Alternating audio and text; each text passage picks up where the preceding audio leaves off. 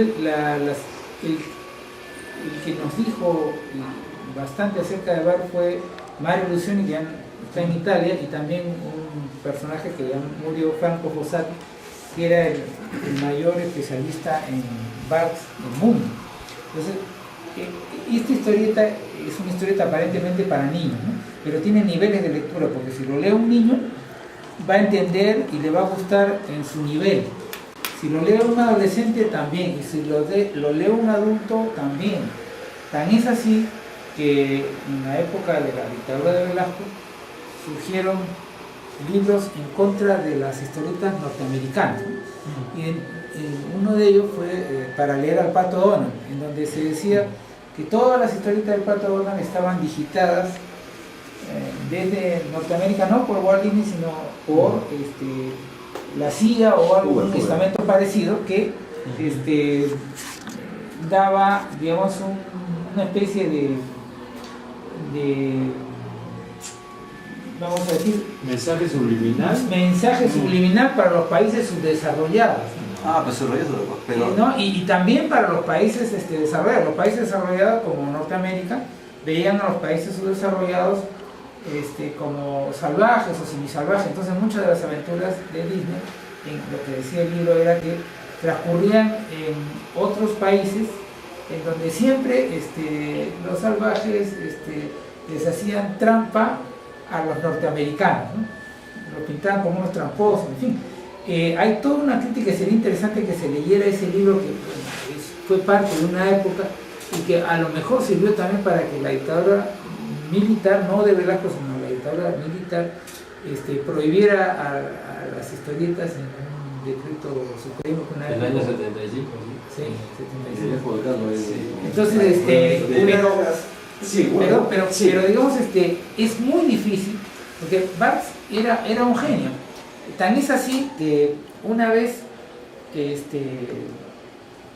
dijeron de que cómo se podía reflotar un buque con pelota de ping-pong, algo así, metiéndoles aire a las pelotas, resulta que esto que lo quería patentar una persona que se le había ocurrido eso, que dijo que lo había inventado, pero en realidad después se dio cuenta que ya había salido publicada una historieta de Barthes. Entonces Barthes era un genio, o sea, hacía historietas en 3 niveles, ¿no? Algo que es muy difícil. O sea, ojalá que algún día pudiéramos sacar un Barthes. Y la otra cosa es que el genio tiene que prender en su tiempo, porque a lo mejor vamos a tener un genio en algún momento, o de repente ya lo hemos tenido, pero no prendió en su momento. O sea, tiene que haber la conjunción del momento y del tiempo. Acá hay algo que usted va a meter, ¿no? O sea, yo pienso que no hay genios espontáneos. Son gente que destaca dentro de la creencia del medio. O sea, una persona que es educada en el medio de historieta expresa su genialidad en el medio que es educado, ¿no? En el caso de historieta, ¿no? Y entonces se destaca dentro del grupo. Pero un pata X de la calle que venga y se le ocurre que siempre iluminado de Dios que va a ser mejor del mundo es bien difícil, ¿no? No, eso claro. No existe. No, Barthes en ese sentido había trabajado en como 10 campos, ¿no? Había sido carpintero, había sido agricultor y en todo había fracasado, cosa que se reproduce en algunas historietas de Pato Donald donde se le nota como un fracasado, pero prendió en el medio historietístico y como dibujante animador, pero además prendió como guionista. O sea, una cosa excepcional, porque una persona que fracasa en todo y a los 44 años lo metes ahí y triunfa, pues es una cosa bien rara. Otra cosa también, una cosita más, me parece que no es tan cierto también que muchas veces los gobiernos no ingieren en los productos populares. Puede ser, Dick Tracy, había mano del FBI y de gente que le interesaba hacer quedar bien a los policías frente a los, ¿no? Y los de dibujar, mejor dicho, a los criminales como lo más peor del mundo. Y que los policías son lo máximo, y los premiaban e incentivaban esa imagen. O sea, no creo que esa idea de Barthes, digo, ¿no? Si ustedes ven la película J. Edgar, sale eso, justamente que hasta en los cómics se metía Edgar Hoover, ¿no? Para promocionarse. Claro, eso es ahí, ¿no? Sí. Pero la cuestión es que, como decían, justamente son populares también porque hay apoyo del poder, ¿no? De repente si, por ejemplo, ¿no? Se me ocurre a mí que al gobierno de ahora se le ocurre que debe revitalizarse a Super Cholo y le ponen lo mejor a Super Cholo, los mejores imprentas, el mejor dibujante, el mejor guionista, el mejor todo, Super Cholo van a resurgir, de hecho, ¿no? Puede ser hasta el número uno. Es interesante, ahí hay una anécdota que me gustaría contarles algún día. Yo quería retomar lo de Bars, en todo caso el género Disney, con Osamu Tezuka. Ah, sí, no, él, digamos, pero una cosita sobre sí, lo que dijo de Barks.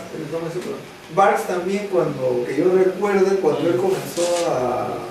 esas historietas, pues, como dice que fueron prohibidas durante el gobierno, esas cosas, es básicamente porque la creación máxima de Barks para Disney fue Tío Rico. O sea, y Scrooge McDuck, o sea, Tío Rico en inglés, era el paladín del capitalismo, pues. Era un millonario que iba por todo el mundo haciendo negocios, y fue condenado, pues, porque hasta ahora, creo que en Europa creo que hay gente que dice que es el representante de lo peor del capitalismo. Sí. Pero en una entrevista Barnes dijo, por ejemplo, decía que él no podía creer como alguien, creo así era, que no podía creer como alguien podía condenar a los ricos, o sea, considerando que muchos ricos son gente que hacía a su propio esfuerzo y puño, ellos mismos llegaron a ese nivel, pues. O sea, decía, así nacieron los Rockefeller, las grandes familias de millonarios del mundo, pues. Claro, en la historieta de Barnes hay los dos polos, ¿no? El tío rico sería el hombre que se hace a sí mismo, ¿no? Que es el ideal norteamericano. Sí. Pero el Pato Donald viene a ser la negación de eso. Porque el Pato Donald es un fracasado. Claro, pero esas cuestiones personales, ¿no? Hay gente que puede llegar a lo más alto y otros que van a quedar eliminados en el camino, ¿no? De hecho, por ejemplo, una mujer que llegó a lo máximo en cuanto a capital, siendo una mujer humildísima, es Matilde Pinchi. Estaba leyendo la historia ahora en el libro de Johannes sobre Montesinos, y era una mujer humildísima, ¿no? Y que llegó a ser millonaria, llegándole a pagar a Montesinos $30,000 mensuales antes de que Montesinos se metiera con Fujimori, porque ya Montesinos era millonario porque defendía a los narcos y a los contrabandistas, y ella era una gran contrabandista de bisutería. Entonces esa es una mujer que también acá se hizo a sí misma. Pero ahí también otra cosa sobre eso de Barnes era de que él digamos, en esa defensa él decía que, digamos, que gracias a los ricos es que existen, según él, los grandes monumentos de la historia de la humanidad. O sea, la gran muralla china fue construida porque el emperador lo ordenó. Pero hasta Machu Picchu se puede decir que fue construida porque el Inca, que era el más rico en ese momento, fue el que ordenó la construcción. O sea, sin ellos no existirían las más grandes obras de arte, ni las catedrales, ni nada, no sería. Sería imagínate el mundo sin obras de arte. Pues. No, pero es un tema interesante. Esa era la defensa pero a ellos no se les puede condenar por la manera en que pensaban en su momento. Claro, es como decía el Jerguey, pues decía, en mi época, cuando estudiaba, me decían que todos los negros eran animales. Yo creí, y nunca había visto un negrito. Entonces yo creo lo que me dicen, ¿no? Es como nosotros de repente nos creen diciendo que los chinos son malos, todos son diabólicos, ¿no? Y nos pensamos que tú eres un demonio disfrazado que tiene una pistola esperando disparando por la espalda. Pero no es así, o sea, es la idea que uno tiene. Yo quería invitarlos en estos últimos 20 minutos al azar podamos agarrar cada uno un folder de estos